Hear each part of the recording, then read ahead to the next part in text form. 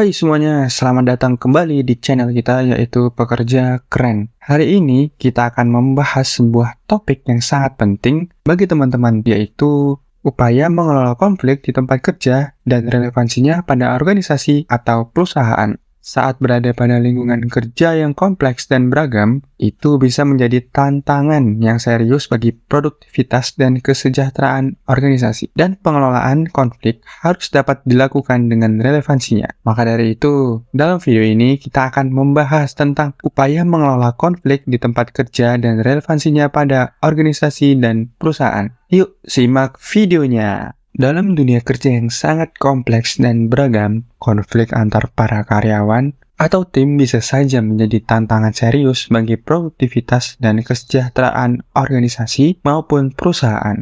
Namun, dengan adanya strategi dan upaya yang tepat, konflik dapat dikelola dengan efektif dan bahkan dapat menjadi peluang untuk pertumbuhan dan inovasi. Lalu, pada dunia kerja yang kompetitif dan terus berkembang, organisasi atau perusahaan harus beradaptasi dengan perubahan dan mengelola konflik dengan bijaksana. Konflik di tempat kerja dapat muncul karena perbedaan pendapat, kepentingan yang saling bertentangan, perbedaan nilai-nilai, bahkan kesalahpahaman antara individu maupun kelompok. Jika tidak ditangani dengan baik, maka konflik tersebut dapat mengganggu kolaborasi, motivasi, dan kerjasama yang pada gilirannya dapat berdampak negatif pada produktivitas dan kepuasan karyawan. Nah, berikut ini ada 3 relevansi dalam mengelola konflik di tempat kerja. Yang pertama, meningkatkan produktivitas. Mengelola konflik di tempat kerja dapat meningkatkan produktivitas secara keseluruhan. Ketika konflik diselesaikan dengan baik, maka karyawan merasa didengar dan dihargai.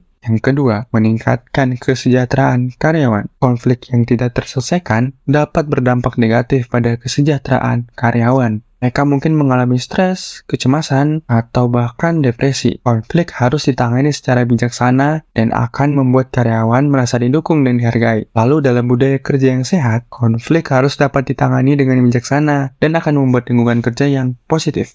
Yang ketiga, mendorong inovasi dan pemecahan masalah. Konflik yang dikelola dengan bijaksana dapat menjadi sumber inovasi dan pemecahan masalah. Ketika orang dengan latar belakang, pengalaman, dan perspektif yang berbeda, dan mereka bertemu dalam konflik, maka mereka dapat menciptakan ide-ide baru dan solusi kreatif. Itulah tadi pembahasan tentang upaya mengelola konflik di tempat kerja dan relevansinya pada organisasi maupun perusahaan. Konflik harus ditangani dengan cara yang bijaksana agar karyawan dapat dengan tenang untuk bekerja. Jika terjadi sebuah konflik, maka harus ada yang menyelesaikan dengan cara yang bijaksana atau tidak dengan main hakim sendiri ya. Semoga informasi yang kami berikan dapat bermanfaat bagi teman-teman dan seluruh karyawan di luar sana. Terima kasih telah menyaksikan konten ini. Jangan lupa untuk like, komen, dan juga subscribe channel kami untuk dapat informasi dan konten menarik lainnya. Sampai jumpa di video selanjutnya.